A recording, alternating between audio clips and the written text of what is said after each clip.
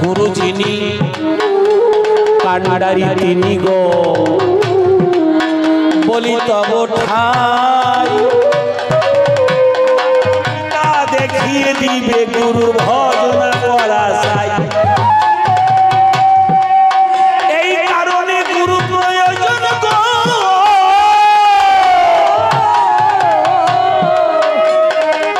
মানব দেহের ভাবনা তত কথা বলতে গেলে অনেক যাতনা নাভির নিম্নে দক্ষিণ দেশ উপরে উত্তর দেশ ধারণ শক্তি দ্বারা যে জন বিন্দুকে ধরে রাখতে পেরেছে সেই একমাত্র অখণ্ড রতি লাভ করেছে। রতির উপর আধার আনি সৃষ্টি কামনা বিশ্ব প্রাণ গোবিন্দ আমার এই সন্ধান পেতে বলি তোমার শীতে গুরু প্রয়োজন সর্বদা।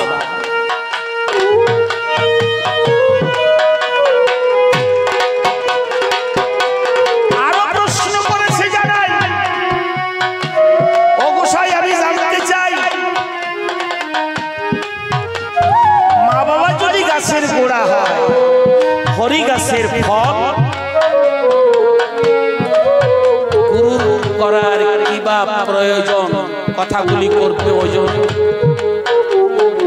দিবে তার আলোচনার সমাধান। আমি বললাম তবু ঠাই গুরু না করলে গুরু গো তার অপমান করা হয়, তার দেওয়া 10 সপ্তাহ এটা আমার দেহেই রয়। পিতার সাজ মায়ের সাজ জানি সর্বক্ষণ, ওই পিতা মাতার চরণ ভোজে পাবো শ্রী গুরুর চরণ। সবাই হরি হরি বলিয়া বাহু তুলিয়া আমি জবাব করলাম তার। এর মাঝে আরো প্রশ্নের আমি তাকে দিব সমাধান। নামে কি হয় দিবে পরিচয়, মতুয়া যারা এলো হরি বল বলে তারা সব নারী পুরুষ মিশিল। তাই বলি ধৈর্য ধরি সবাই শুনিবে, কোনটা যে ভালো স্বপ্ন বুঝাইয়ে দিবে। নামে কি হয় পরিচয়, এ নাম ছিল কোথায়? এ নাম ছিল, অনেকে বলে চিন্তা করে যখন এলে হরিনাম গোলকে গমন ছিল। রাইচরণ যিনি বললেন তিনি নামের উৎপত্তি পাইজানো শক্তি অন্তরে আছে ভাব। নামের উৎপত্তি কথাটা অন্তরে বেদনাটা আমি তোমাকে একটু শোনাবো।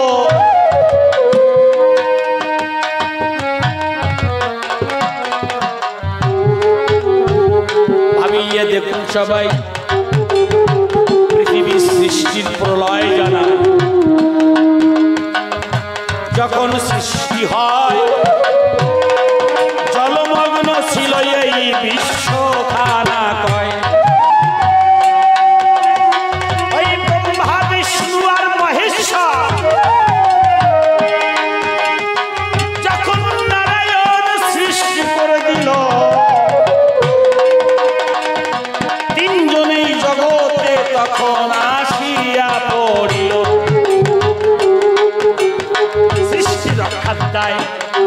ভগবান ডেকে কয় ব্রহ্মার নিকটে মাতৃত্ব ভুলিয়ে ওনাকে বিবাহ করতে হবে। ব্রহ্মা বলে হবে না, বিষ্ণু করে যোজনা। বিষ্ণুর কাছে পাঠালো, ওই মা গিয়ে বলে আমার বিবাহ করা ভালো। সৃষ্টি রক্ষার দায়ে বিধাতা দিচ্ছে দায়, বিষ্ণু রাজি নয়। ওখান থেকে পাঠিয়ে দিল শিব দয়াময়। শিবের কাছে গেল, করো জোরে বলল সৃষ্টি রক্ষা করে আমাকে বিবাহ করো, আমায় দিয়েছে। শিব যিনি ব্রহ্মা, তিনি ব্রহ্মা বিষ্ণু শিব তিনজনে পায়। মাকে কোন পুত্র কি গ্রহণ করে দুনিয়া, রাজি নয় ধরাতে। আমার ভগবান যিনি সৃষ্টির মালিক হয়, ডাক দিয়ে আবার বলে গিয়ে সৃষ্টি নষ্ট হয়, রক্ষা করার দায় পুনরায় পাঠায়। শিবের কাছে গেল, তিনবারও ফিরিয়ে দেওয়ার পরে শিব বলেছিল 108 বার জন্ম নিবে আর মরিবে, মাতৃত্ব থাকিবে না যখন তোমার দেহের ভিতরে। ভিতরে, তারপরে তোমাকে আমি গ্রহণ করবো এবে। এই কারণে মরণ হলো তা ভাবুন সবাই। ওইখানে যখন ওই মা প্রথমবারে মারা যায়, কেমন করে পোড়াবে দৃশ্য জলমগ্ন রয়। শিব তখন নিজে সরোবরে ভেসে বক্ষস্থিতা করে, আগুন দিয়ে ধরাবে কেমন ভাবুন সবে সবে। কোথায় আগুন পাবে গো? শিব তখন ওই সীতার পরে মাকে রয়, ললাট চিরে রুদ্র অগ্নি বের করে দেয়। ললাট চিরে রুদ্র অগ্নি যখন বের হলো, শিবের বুকে সীতার পরে আগুন জ্বলে গেল। একবার সকলে মিলিয়া বাহু তুলিয়া হরি বলো ভাই। এই হরি নামের উৎপত্তির কথাই একটু টাচ দিয়ে যায়। আগুন যখন জ্বলে উঠল, হো শব্দ হয়। ওই হো শব্দটা শিব ঠাকুর হস্তে তুলে নেয়। যখন ওই পুড়তে পুড়তে গো দেহ শেষ হতে লাগিল, রিরি শব্দে ওই ভালো করে শোনো, হো হো শব্দে উঠেছিল আর নিভুরি হয়। এইখান থেকে আর একটা শব্দ হস্তে তুলিয়ে নেয়। এই যে দুটো শব্দ ওই অগ্নি থেকে যখন সৃষ্টি হলো, ওই দুটো অক্ষর নিয়ে ভরা নারায়ণের কাছে। নারায়ণ যিনি ভাবলেন তিনি আমার কথা নিবে, এই দুটি অক্ষর গুলোকে গোপন রাখতে হবে। তাই ওখান থেকে এই হরি নামের উৎপত্তি গো। ওই দুই অক্ষরই হলো, বদন ভরিয়ে সবাই মিলে একবার হরি হরি বলো। দুই অক্ষরে এই হরি নামে উৎপত্তি হয়ে যায়। আমার ওই গানের মাঝে একটা গান কিন্তু রয়। সে গানটা কি? আনন্দে লওরে মধুর হরিনাম, অনাম ব্রহ্মা জপে চতুর্মুখে, শিব জপেছে অবিরাম। ছিল না মনার্পিত, কলিতে সমর্পিত, এনে দিল গৌর গুণ ধাম। তিনি কি নিয়ে এলে? এই নামগুলোকে গোপন ছিল, সেই নাম নিয়ে আমার গৌরাঙ্গ মহাপ্রভু কৃষ্ণমূর্তি ভিতরে রেখে, রাধারূপ বাহিরে রেখে, দুই অঙ্গ এক অঙ্গ হয়ে নদিয়ায় এলো। যখন নাম দিতেছিল, এই নাম দিতে চিন্তা করে শীতে, তখন নামে ভক্তবৃন্দ বিভিন্ন বাধা প্রদান হলো। এখন ওইসব কথা বলতে গেলে আরো অনেক গ্রন্থ লাগবে এর ভিতরে। আমি বলি তব ঠাই যতটুকু বাকি ছিল, তারপরে কিন্তু মহাপ্রভু কথা দিল। দেখে বলে মায়ের কাছে, ওমা আমার লীলা এখনো জীবতরাতে হরিনাম দিতে অসম্পূর্ণ থেকে গেল, তুমি কি বুঝলে না? তাই তুমি কেঁদো না মা, যদিও সন্ন্যাস নিয়ে থাকি বলতে রাখবো না বাকি। তুমি কাঁদো কেন? তুমি আমার কথা শোনো, তোমাকে ছাড়িতে শক্তি কি আমার? তব গর্ভে জন্ম নিব মা আরো দুইবার। আমি বলি তব ঠাই বৈষ্ণব আর মতুয়া আলাদা নয় ভাই, নয় নয় নয়। আমার অন্তরে কথা প্রকাশ করি, বলি সবার বরাবরই, প্রকৃত মতুয়া মহাপ্রভু হয়। যদি কেউ গৌর ভজনা করে তাহলে তারাও মতুয়ার দলেই পড়ে। মতুয়া মানে কি? ম মানে আমি, তো মানে তুমি। আমার রূপ যৌবন কাম কামনা আশা আকাঙ্ক্ষা, হে ঠাকুর আমি তোমাকে সঁপে দিলাম। আমাতে আর আমি নাই, এ দেহে যা আছে বলি তোমার কাছে সব তোমার চরণে দিয়েছি। এই বিরহ অন্তরে প্রেমে যখন গদগদ ধুলায় গড়াগড়ি করে, মহাভাবে সব সপে দিয়ে তখন তারা মতুয়া হলে হতে পারে। নামে প্রেমে মাতোয়ারা, তারাই মতুয়ার ধারা। নাম কীর্তন হলে কানতে কানতে ধুলায় গড়াগড়ি যায় না বাবা, কথা কন যায় না মা? 16 নাম 32 অক্ষর যে উচ্চারণ করে, আমি বলি সবার দ্বারে হরে কৃষ্ণ কৃষ্ণ কৃষ্ণ হরে হরে, হরে রাম রাম রাম হরে হরে বলে তো, কান্নাকাটি করে তো, ধুলায় গড়াগড়ি যায় তো, জ্ঞান হারা হয় তো। তাহলে ভাবে প্রেমের ডমগম যখন হয়, বাহ্য জ্ঞান পড়ে রয়, মাতোয়ারা হয়, তখন সবাই মতু হয়ে যায়। আমি বলি তব ঠাই বৈষ্ণব আর মতুয়ার মধ্যে কোনো পালাদা নাই, নাই, নাই, গ্যারান্টি, চ্যালেঞ্জ। ওরাকান্দির বাজারে হাজার হাজার প্রমাণ রয়েছে এর ভিতরে, আমার আর অত বলার এখন প্রয়োজন নাই। যখন ভক্তবৃন্দ কিছু কম হয়ে যায়, কবিলাদের পাশালিতেও ঘাটতি ভরিয়ে যায়। এ কথা তো বলা কথা ঠিক নয়, তবু কিন্তু পরিস্থিতির পর ভিত্তি করে আমি বলবো সবার ধারে সেই নাম নিয়ে যেটুক বাকি ছিল, বঙ্গদেশে গৌরাঙ্গ মহাপ্রভুর পুনরায় আবার আসতে হলো। যদি সেই ব্যক্তি এই ব্যক্তি না হবে, গৌর প্রেমের প্রেমিক যারা, গৌর ভক্ত আছেন যারা, আমার সঙ্গে গ্যারান্টি, চ্যালেঞ্জ আসেন, আসেন, আমি বলছি, বলি সবার কাছাকাছি, আপনি গৌরাঙ্গের কয়টা চিহ্ন দেখাতে পারবেন? মহাপ্রভুর কোন প্রমাণ আপনারা কি দেখাবেন? মালা, পঞ্চতত্ত্বের ভজন, আমার এই ওরাকান্দির বাজারে সব আছে। ওরাকান্দির বাজারে বৈষ্ণবদের কথা অনুসারে মা কি আছে? 5টা জিনিস আশ্রয়, তাই না? বৈষ্ণবদের তত্ত্বজ্ঞান অনুসারে বলে 5টা আশ্রয় আছে বৈষ্ণবের ভিতর, আছে না বাবা? কি কি আশ্রয় আছে? নাম আছে, প্রেম আছে, রস আছে, ভাব আছে, আর কামবিস কামগায়ত্রী আছে।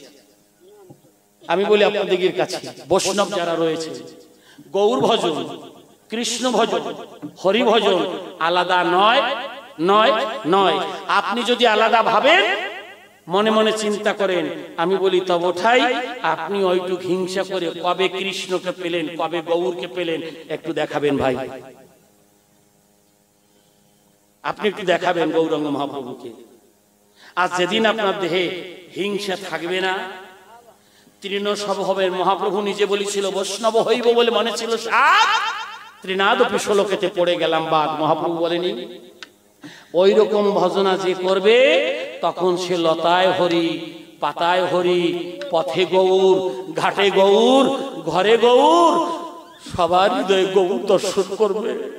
এই দশা তোর যেদিন হবে, সেদিন তোর মনোবাসনা পূর্ণ হবে।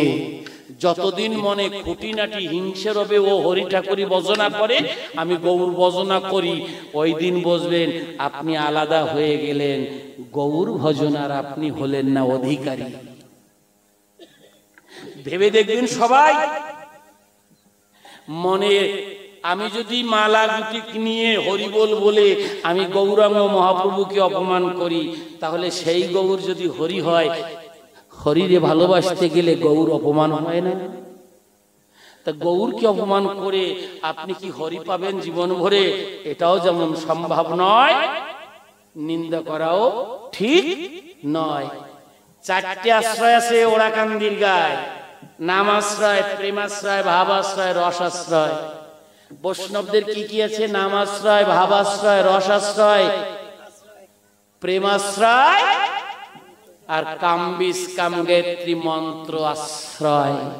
আমি বলি তব ঠাই আমার হরি ঠাকুর যিনি ভাবলেন, তিনি এই কামবিস কামগায়ত্রী মন্ত্রটা, এদের যে ধারাটা, এটা নির্যাতিত নিষ্পীড়িত মানুষ এরা উচ্চারণ করতে পারবে না। তাই আমার হরি কি করলেন?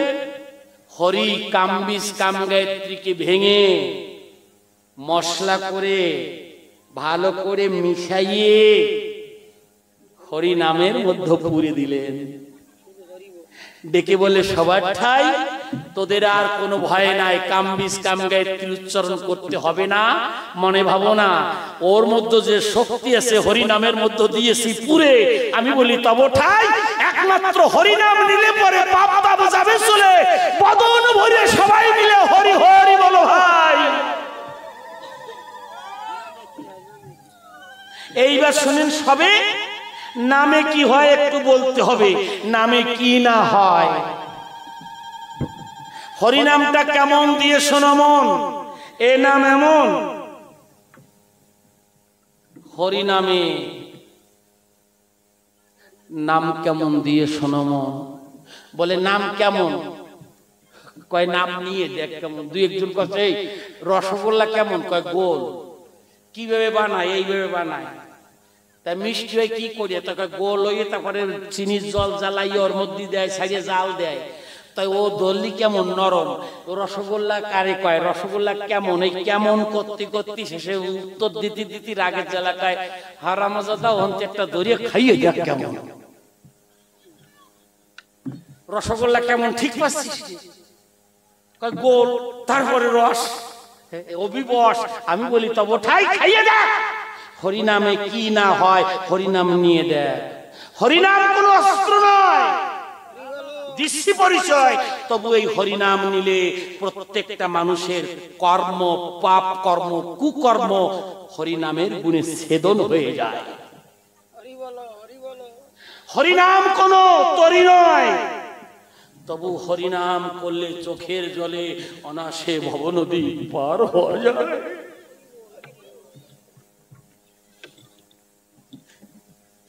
হরিনাম বসে শুনেন সবাই।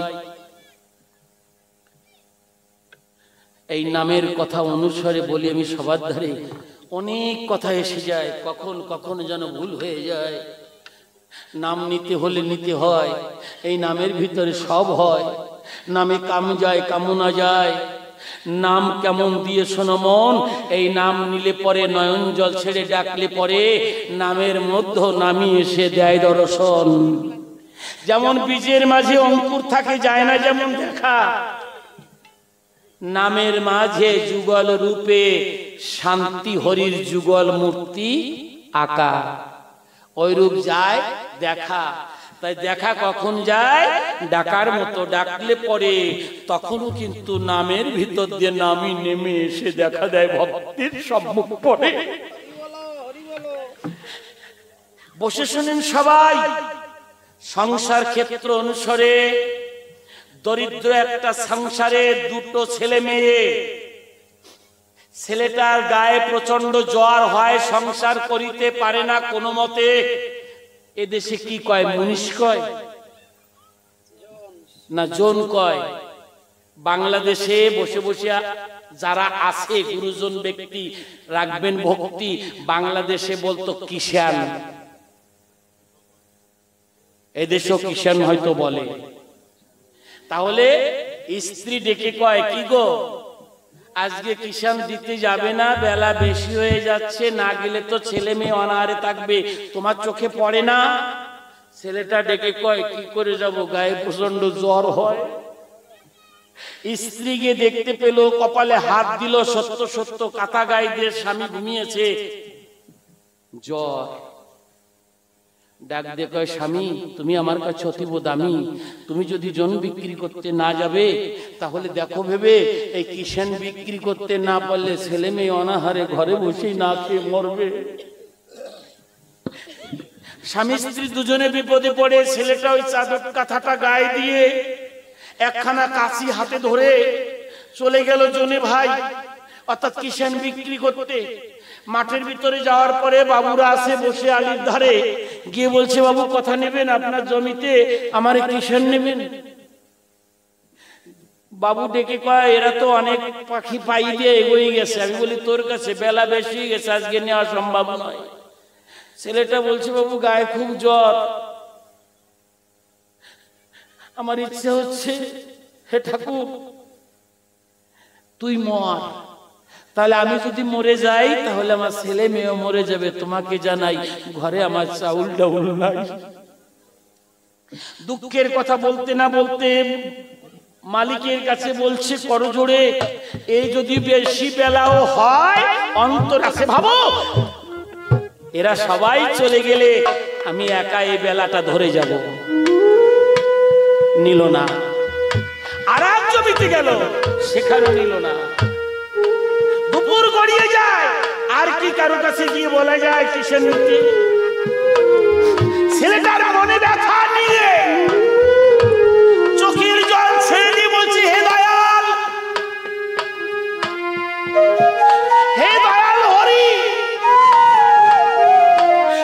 বলো আমি গায়ে জ্বর নিয়ে এখন কোথায় গিয়ে কিষান বিক্রি করি? নিরুপায় হলো। মাঠের ভিতরে একটা গাছ ছিল, তার ছায়ায় বসে চোখের জল ছেড়ে দিয়ে ছেলেটা বলছে, ঠাকুর সারা জীবন তো পরের জমিতে জন বিক্রি করলাম, একদিন তো তোমার জমিতে জন বিক্রি করতে পারবে না। অন্তর আছে বাবু, আজ আমি ঠাকুরের জমিতে জন বিক্রি করব।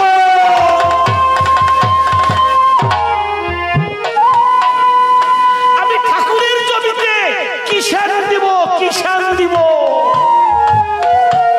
ঠাকুরের জমিতে কি কিষান দিবে মা? মনে করুন বাবু না, ওই কাশিটা রেখে ওই গাছতলায় জ্বর নিয়ে হরিনাম করছে, হরিনাম করছে, চোখের জলে বক্ষ প্লাবিত হচ্ছে। নাম করতে করতে ওই ছেলেটা অজ্ঞান হয়ে কাঁদতে কাঁদতে অজ্ঞান হয়ে পড়ে গেছে।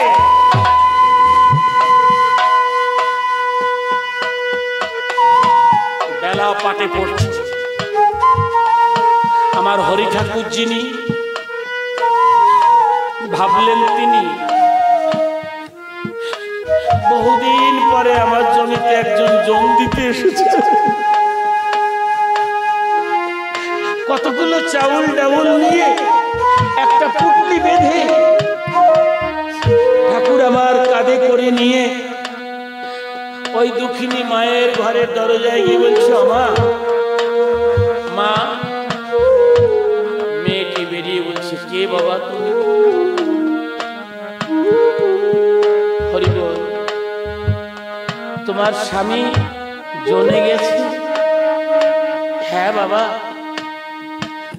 স্বামীর গায়ে জ্বর ছিল, ছেলে মেয়ে অনাহারে থাকবে বিদায় আমার কথায় জ্বর নিয়ে কিষান বিক্রি করতে গেল। বেলা চলে যাচ্ছে, এখনো নাহি গেল।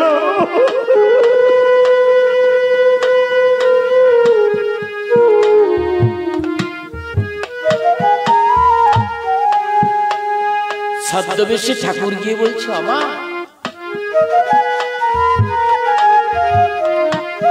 তোর যে স্বামী তোর কাছে দামি, কথা নিবি? তোর ওই স্বামী কি করেছে জানিস? অনেক বেলা হয়ে গিয়ে আমার জমিতে ঢুকেছে, ছেলে মেয়ে অনাহারে থাকবে বিধায় আমি বলছি আমার জমিতে কাজ করে এই সময়, তা বেলা বেশি হয়ে গেছে, কি করবি?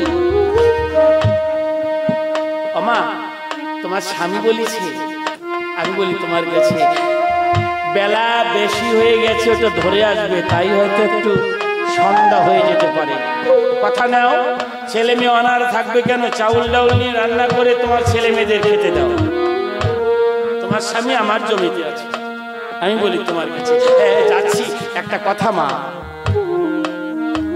মেয়েটি ঠাউ হাউ করে চোখের জল ছেড়ে দিল, চরণখানি জড়িয়ে ধরে বলছে, বাবা আমার স্বামী বহুদিন ধরে কিসের বিক্রি করে,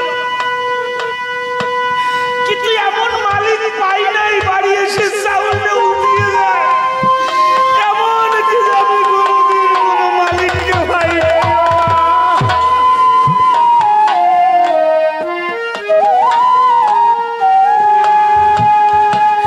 আমার দয়াল হরি যিনি চোখের জল ছেড়ে দিয়ে বললেন, তিনি মা,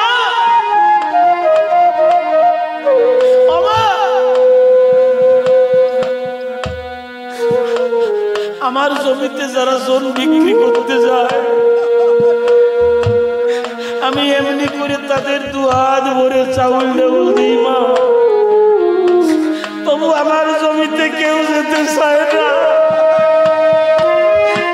তোর স্বামী এলে বলবি আজকে যে জমিতে কিসের দিতে গেছে